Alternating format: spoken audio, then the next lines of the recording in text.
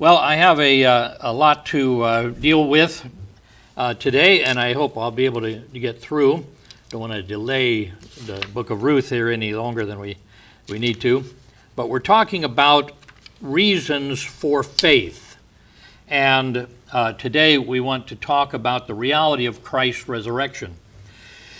Throughout recent history, there have been several dedicated skeptics who have said, well, enough's enough, this Christianity based on mythology. I'm going to get into it, going to study it out, and prove it to be false. And then I'm going to air that in front of everybody and show them the error of their ways. And I've mentioned it several times in the Easter messages about men from England who really determined to do this. One was going to study one thing, the other was going to study the resurrection. And both of them, after they actually studied it, came to Christ and were a little hesitant to meet back a year later to talk to their fellow skeptic and find with rejoicing that both of them had got saved. Josh McDowell in recent times was actually studying the Bible itself and especially the resurrection of Christ. And the overwhelming historicity of the resurrection made him say, I have no good reason to doubt this. There is more evidence of this as a fact than of many other things that we just count as fact, historical facts. So do not underestimate dealing with this. And what I want to do is to present to you the doubts that you are likely to hear, and then at least three things to deal with that will give you the ammunition, if you will, to shoot down these false doubts.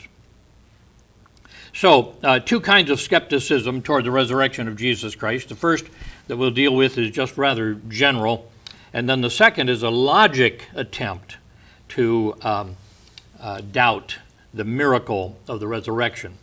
So, first of all, the general doubter. A typical statement would be, I like a lot of what I hear about the Christian faith, but I really struggle with the teaching of Christ's resurrection. It's a miracle. It's a thing that doesn't happen, you know. And this is what we need to say. The analysis here, we need to tell this doubter lovingly that if Jesus rose from the dead, then he has to accept everything he said. But if Jesus did not rise from the dead, this one thing that he doesn't like, if he did not rise from the dead, why worry about anything he said? The critical issue is not whether or not the doubter likes the teachings of Jesus, or whether or not, but rather whether or not Jesus rose from the dead. If he was mistaken about prophesying that he was going to rise from the dead, if he did not do this, if this is a lie promoted by early Christians, then Jesus is just another speaker, just another philosopher. And so whether you like it or not, you'd have to let it go. So you might tell him, if you care about justice for the poor, alleviating hunger and disease, or even caring for the environment, you should truly hope that Jesus actually rose from the dead. Your non-Christian worldview believes that an accident caused the world. The evolutionary process has the stronger defeating the weaker, and that the earth will finally burn up in the death of the sun. Looking forward to the future at all? The weaker being eaten by the stronger? The fact is, there is hope for the world. This attitude undermines any motivation to make the world a better place. Why try when it's all failing? If the resurrection of Jesus happened, God and creation and loving redemption is true. There is hope for the world, reason to give ourselves to the needs of humanity. Christ's resurrection reveals a God who is not ready to tolerate injustice and violence. He plans a victory over all evil with Jesus at the head, that the end of such things will be done. Leo Tolstoy, I come back to his testimony often, he spoke of the hopelessness of life without meaning, and this is what the secular lifestyle gives us. Tolstoy said, the famous Russian author, "My question, that which at the age of 50 brought me to the verge of suicide, was the simplest of questions lying in the soul of every man, a question without an answer to which one cannot live. It was, what will come of what I am doing today or tomorrow? What will come of my whole life? Why should I live? Why wish for anything or do anything?" It can also be expressed thus: is there any meaning in my life that the inevitable death awaiting me does not destroy? What point is it in this life that we awake to every morning? And he turned to Jesus Christ. He had kind of a radical view of it all and kind of a mystical view of it all, but he had turned to Christ. It was N.T. Wright pointed out that if Christ's resurrection is not an historical fact, then Karl Marx would be right to accuse Christianity of ignoring problems of the material world, focusing on the spiritual. If there's no resurrection, then Sigmund Freud, the beginner of psychiatry, would be right to call Christianity wish fulfillment. And if Christ did not rise from the dead, Friedrich Nietzsche, who said God is dead, would be right to claim that Christianity is for wimps. Only the brave say we have to make up our own morality, and we have to live in a life where there is no morality. All right, that's the general unbelief. That's just the person who looks at it without any understanding at all and says, well, I'm not sure about that whole miracle thing. See, here's the lump sum: is you have to take it or take nothing. If there is no resurrection, as Paul points out in 1 Corinthians 15, then all of this is waste and void. All right, now we want to look a little more specifically at the unbelieving philosophy professor, and he's the one who has come up with a logical reasoning here. And here's what he says. Here's his lecture concerning these things. The people of first century Israel did not have our scientific knowledge of the world. They were ready to believe magical and supernatural happenings. They could easily fall prey to reports of a risen Jesus because they believed such things were possible. Jesus' followers were brokenhearted after his crucifixion. Since they believed he was the Messiah, they may have begun to sense that he was still with them, guiding them, living on in their hearts in spirit. Some may even have felt that they had visions of his speaking to them. Over the decades, these feelings of Jesus living on spiritually developed into stories of his physical resurrection. The accounts of his resurrection in the four Gospels plan to bolster this growing belief. They were written to establish a sense of the resurrection. Now, we will call this story the alternate account, meaning the Bible gives one account, and this is the alternate account. And we need to examine this account closely. Now, most people think that the burden of proof of Christ's resurrection is on the believer to give evidence that it happened. Well, the evidence is there. The historical evidence is there. So, this is not completely the case. The unbeliever cannot simply say it did not happen. This is like somebody saying, I don't believe that Donna Forston is who she says she is. Well, she has documentation, I'm assuming. I had to take my documentation in to replace my lost driver's license. Don't ask me. But the thing is that ends up I needed 2 pieces of mail. I couldn't get a new one, so I had to get a replacement for the old one. But with the coronavirus, get the real ID thing. You know that I'm talking about with that. I've got to till next year before that's due. So all of that to say, I had to bring in proof I was who I was.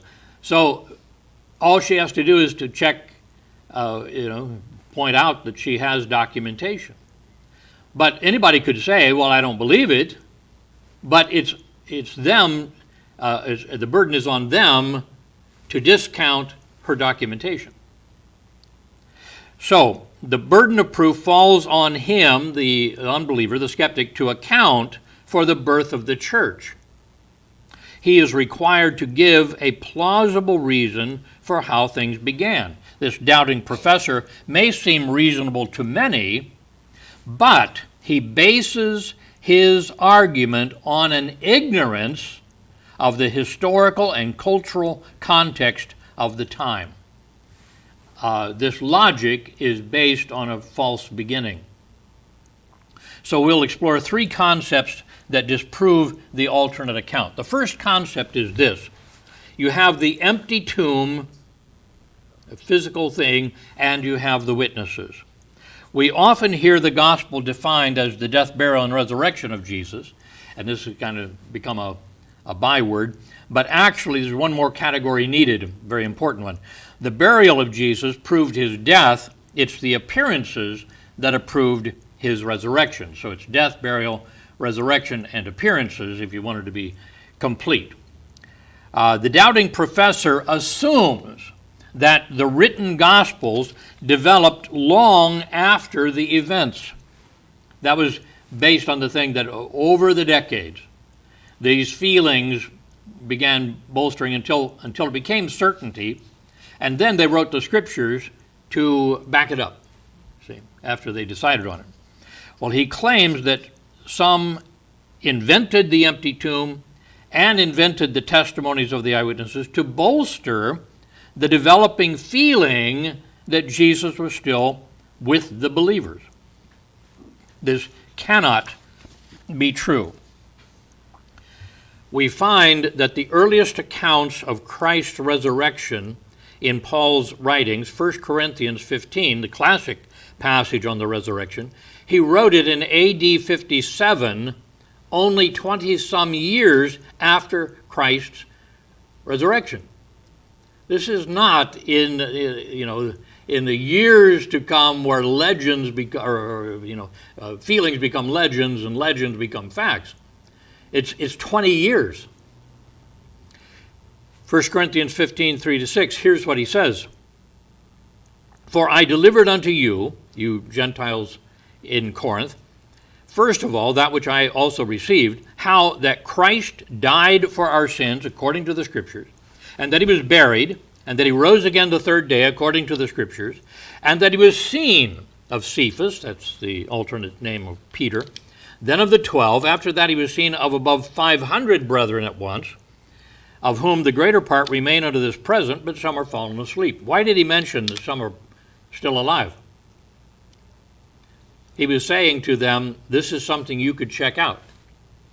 These are witnesses that you could ask, you see. All right, so Paul's public challenge. You recognize that this was a public letter that he wrote to the church for the reading by the membership. Who is the church? The church or the membership. These writings did not form the church. They were instructing the church. The church had already been established. In those 20 years, this church had been established, clear out in Greece.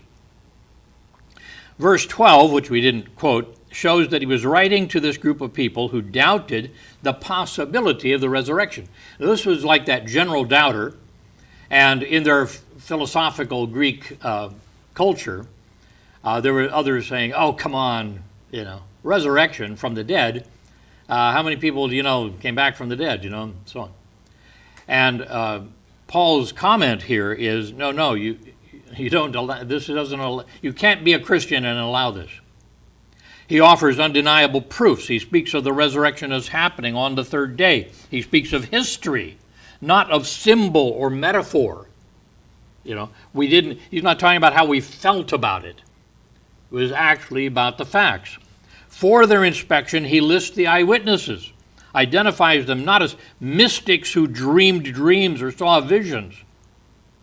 These people were, over 500 of them gathered in Galilee to see Jesus alive. It doesn't tell us there that it was in Galilee, but that was the only time that Jesus scheduled a visit. He says, go at the resurrection, when the ladies came to anoint the dead body, they found the angel, and he says, he tell the disciples that he's going before them to Galilee where he told them. So there was a place appointed where he said, we will meet. So they met there. That was the only time 500 could plan to be there.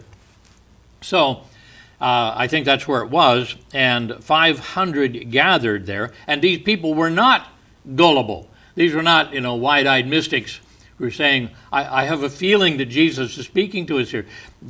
Matthew 28:17, when they saw him with their physical eyes, they worshipped him, but some doubted. You can imagine that. You're looking at a person that you know was dead. This doesn't happen, you see. And so they're saying, but it can't be him, And maybe move up a few rows and try to look a little closer, like Thomas. So some doubted what they were seeing with their own eyes. Paul tells the Corinthians that some of these witnesses are still alive. It means they could interview them if they chose.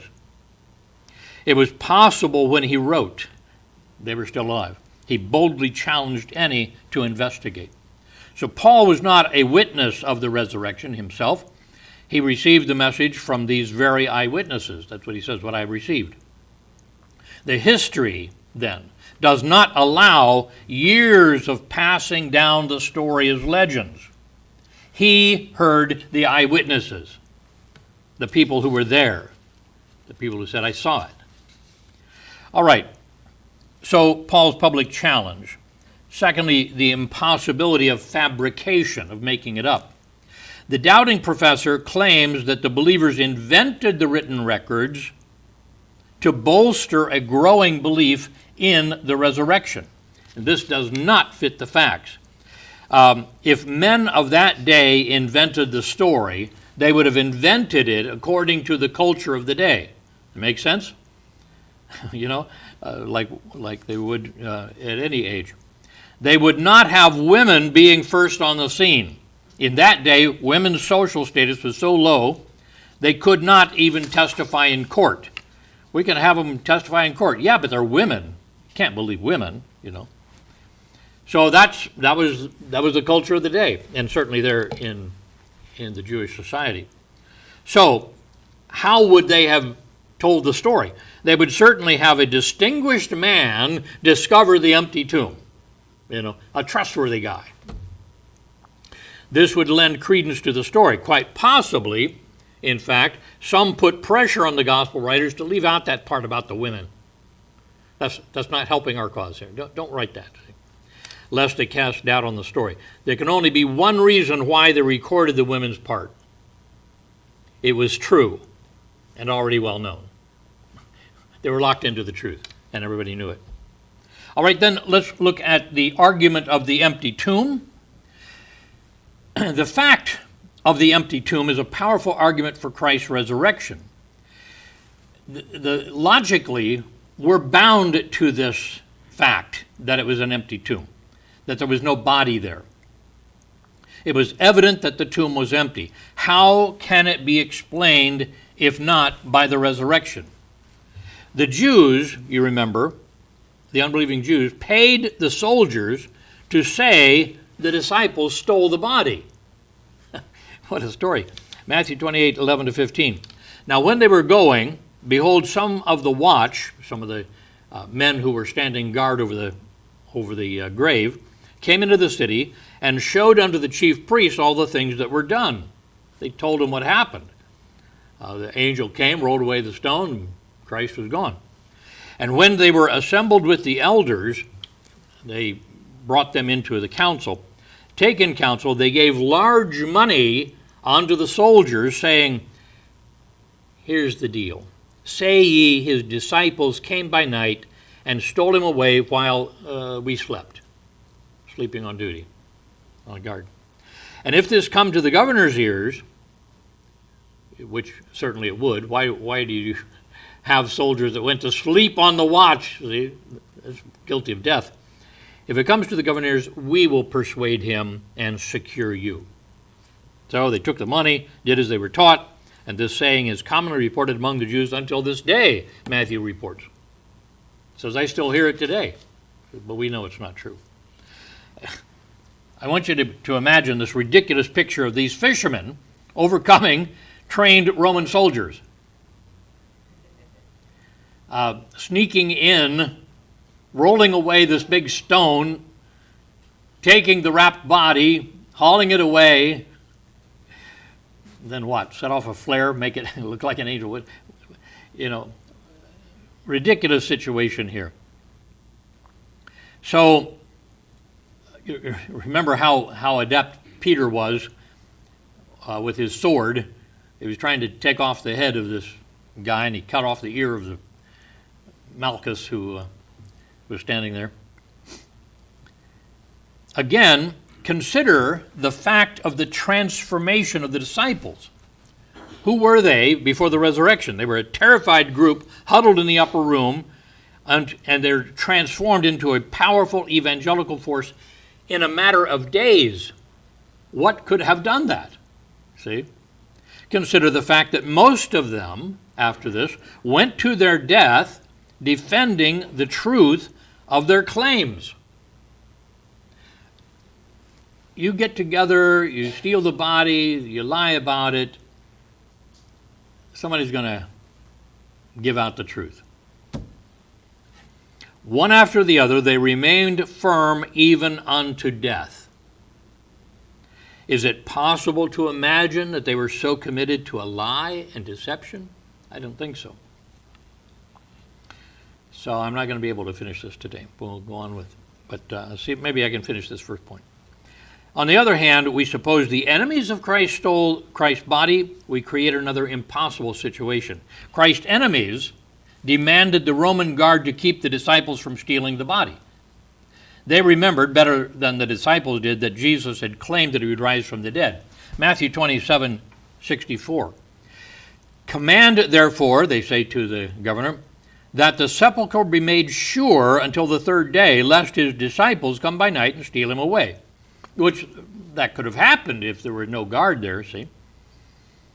And say unto the people, he is risen from the dead. So the last error will be worse than the first. The first error, they said, was that he was Messiah.